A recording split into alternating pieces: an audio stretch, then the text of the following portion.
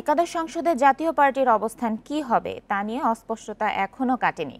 এমপিদের শপথ নেয়ার পর সংসদীয় দলের নেতাও ঠিক হয়নি। দলের নেতারা বলছেন বিরোধী দল নয়, তারা থাকতে চান মহাজোটের সরকারে।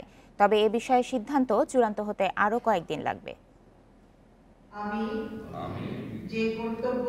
আওয়ামী লীগের পর দ্বিতীয় সংখ্যাগরিষ্ঠ দল হিসেবে বেলা 12:15টার দিকে রওশন এরশাদের নেতৃত্বে শপথ নেন জাতীয় পার্টির নবনির্বাচিত 21 জন সংসদ সদস্য।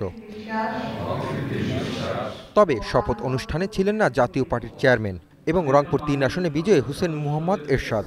দলের কো চেয়ারম্যান জানান, শারীরিক অসুস্থতার কারণে শপথ নেননি এরশাদ। শারীরিক অসুস্থতার কারণে আজকে 3টার সময় ওনার নেওয়ার কথা আছে, না হলে যেটা সময়সীমা আছে সেই সময়সীমার মধ্যেই উনি শপথ নেবেন।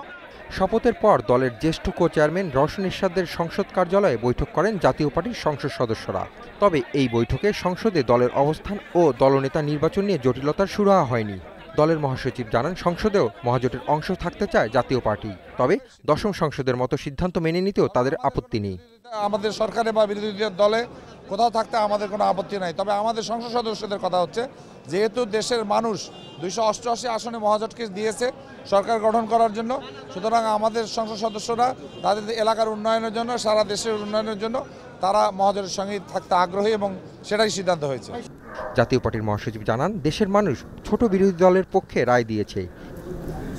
Hasib Mahmud Shah, independent news, Dhaka. ভোটের ফল বাতিল করে নির্দলীয় সরকারের অধীনে নির্বাচন চেয়ে নির্বাচন কমিশন